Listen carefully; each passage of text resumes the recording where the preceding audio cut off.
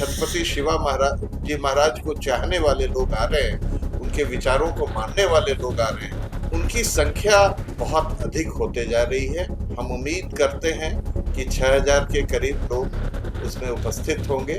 29 तारीख को दीघा घाट के करीब मरीन ड्राइव पर दोपहर 1 बजे हम लोग सारे लोग इकट्ठा होंगे। प्रयास हमारा पिछले 4 साल से चल रहा है। इसी क्रम में 25 से 30 हजार लोग हम लोग इकट्ठे हुए थे।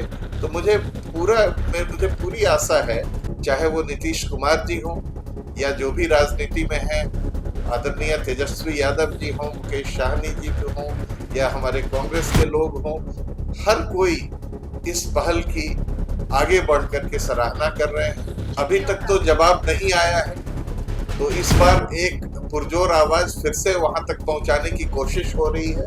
शायद इस बार जवाब आए, शायद हो सकता है अगर पार्टी चाहे, लोग चाहें, तो मैं वहां से चुनाव लड़ सकता हूं। नमस्कार, हमारा नाम है समरीन और आपने देखना शुरू कर दिया है लाइव सिटीज। देखिए, बिहार की जाति है जो कभी जाती ही नहीं है। आपको मालूम है कि फिलहाल बिहार में कुर्मी पॉलिटिक्स पर सबकी निगाहें टिकी हुई हैं।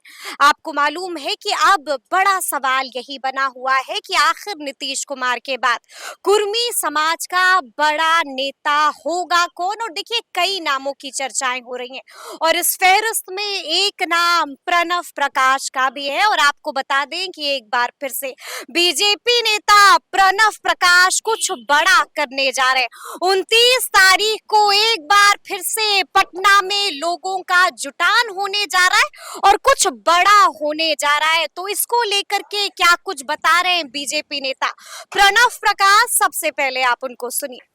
आप सबों को नमस्कार।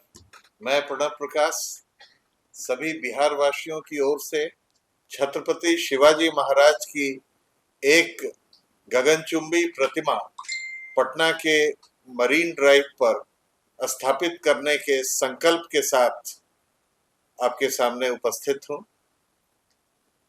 छत्रपति शिवाजी महाराज के बारे में सुनते ही यह शब्द, सुनते ही यह विचार आता है कि एक अप्रतिम योद्धा एवं सर्वश्रेष्ठ प्रशासक, जिन्होंने प्रशासन के कई आयाम एक महाराज के रूप में, एक शासक के रूप में जोड़े, और जो 3 स्तर पर मैं कह लूं, मानसिक, वैचारिक एवं सांस्कृतिक, तीनों आधार पर हमें संबल और बल प्रदान करते हैं। तो ऐसे महान विभूति का एक प्रतिमा पटना के मरीन ड्राइव पर होना शायद बिहार वासियों को काफी कुछ प्रेरणा देगा और इसमें सभी शामिल होंगे। आप जानते हैं, जहां तक विचारों का सवाल है, छत्रपति शिवाजी महाराज ने किसानों के लिए कई नई पद्धतियां, कई नए विचार, कई नए आप कह लें कार्यक्रम शुरू किए, जैसे जिनमें सबसे महत्वपूर्ण था कि अनाज के उत्पादन के अनुपात में कर लेना। वो एक लगान की एक नई पद्धति उन्होंने शुरू की, जल वितरण प्रणाली शुरू की। आप फिर देखें तो स्वास्थ्य के संबंध में उन्होंने एक योजना शुरू की थी, जो आयुष्मान भारत योजना, शायद वहीं से उसकी प्रेरणा ली गई, जिसमें मुफ्त स्वास्थ्य की योजना थी।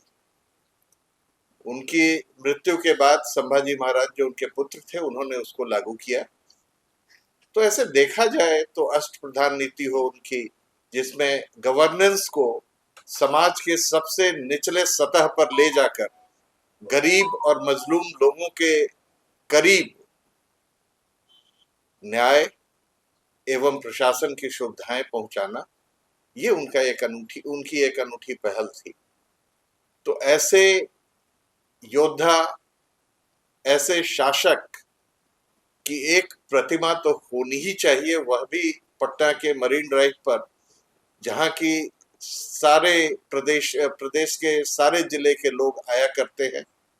यह एक दर्शनीय स्थल भी है और इसमें सभी लोगों का साथ हमें मिल रहा है, क्योंकि छत्रपति शिवाजी महाराज हर किसी का, खास करके दबे कुचले का विशेष ध्यान रखते थे। इसलिए इस महासंकल्प रैली जिसमें छत्रपति शिवा महाराज जी महाराज को चाहने वाले लोग आ रहे हैं, उनके विचारों को मानने वाले लोग आ रहे हैं, उनकी संख्या बहुत अधिक होते जा रही है। हम उम्मीद करते हैं कि 6000 के करीब लोग उसमें उपस्थित होंगे और बहुत ही सुखद आश्चर्य होगा आपको यह जानकर कि महिलाएं बहुत बढ़ चढ़ करके हिस्सा ले रही हैं इस कार्यक्रम में, क्योंकि वो जानती हैं कि महिलाओं के अधिकारों की रक्षा के लिए, उनकी अस्मिता की रक्षा के लिए शिवाजी महाराज ने क्या क्या कार्य किया था।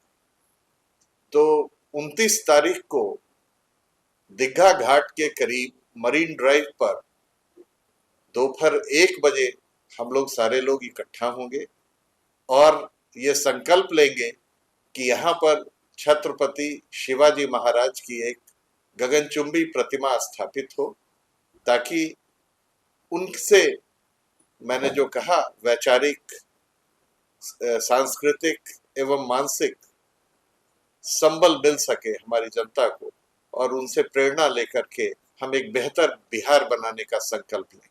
छत्रपति शिवाजी महाराज के विचारों को बिहार के हर जिले में पहुंचाने की कोशिश हम पिछले 4 साल से कर रहे हैं।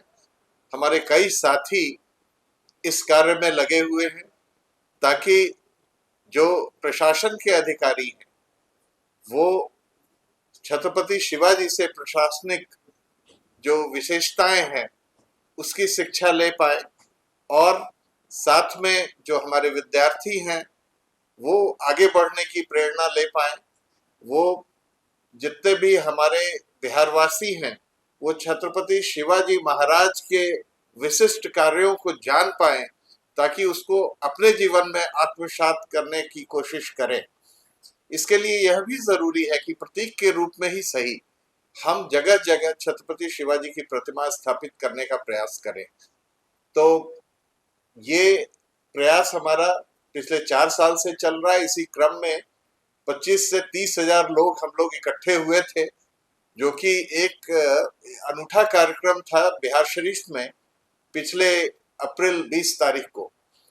तो अब ये हमारा प्रयास अनवरत जारी रहेगा और बिहार से शुरू होकर के देश के दूसरे प्रदेशों में भी हम जाएंगे और उनके विचार, उनके कार्य पद्धति, जो शासन की कार्य पद्धति है, उसके बारे में लोगों को बता करके इस देश को लाभान्वित करने का प्रयास करेंगे। धन्यवाद। क्या लगता है नीतीश कुमार को आप मना लीजिएगा? देखिए, एक छत्रपति शिवाजी एक ऐसी शख्सियत है जिनको हर कोई पसंद करते हैं और हर कोई उनसे प्रेरणा लेना चाहते हैं। जरूरत है शुरुआत करने की, जरूरत है किसी को आगे बढ़ करके झंडा थामने की। वो प्रयास हम लोगों ने शुरू कर दिया है। तो मुझे पूरी आशा है, चाहे वो नीतीश कुमार जी हों या जो भी राजनीति में हैं, आदरणीय तेजस्वी यादव जी हों, मुकेश साहनी जी भी हों या हमारे कांग्रेस के लोग हों, हर कोई इस पहल की आगे बढ़ करके सराहना कर रहे हैं और वो चाहते हैं कि इसमें वो भी अपने तरफ से कंट्रीब्यूट करें। तो क्या इसको लेकर के मुख्यमंत्री नीतीश कुमार से कोई मुलाकात हुई, कोई बात हुई, कोई चर्चा हुई आपकी? जी हाँ, कई दफा ये कोशिश हुई और ज्ञापन दिया गया, चिट्ठियां लिखी गई और शायद उन्होंने संज्ञान लेकर के इस पर कार्रवाई करने की कोशिश भी की होगी। जवाब आया आपको? अभी तक तो जवाब नहीं आया है, तो इस बार एक पुरजोर आवाज फिर से वहां तक पहुंचाने की कोशिश हो रही है। शायद इस बार जवाब आए। चर्चा है कि आप हरनौत से चुनाव भी लड़ सकते हैं। देखिए, वो एक अलग विषय है, वो मेरा व्यक्तिगत विषय है। जहां तक छत्रपति शिवाजी महाराज सामाजिक समरसता अभियान की बात है, वो एक अलग पहल है, वो चलता रहेगा। राजनीति अपनी जगह है, मेरा व्यक्तिगत जीवन और मेरा व्यक्तिगत डिसीजन अपनी जगह है। शायद हो सकता है अगर पार्टी चाहे, लोग चाहें, तो मैं वहां से चुनाव लड़ सकता हूं।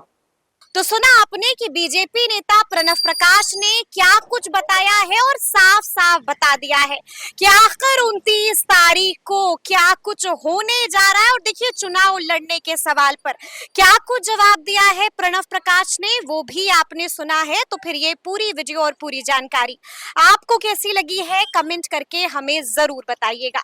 तो ऐसे तमाम अपडेट्स के लिए बिल्कुल ऐसे ही हमारे साथ बने रहिएगा और देखते रहिएगा लाइव सिटीज। बहुत शुक्रिया।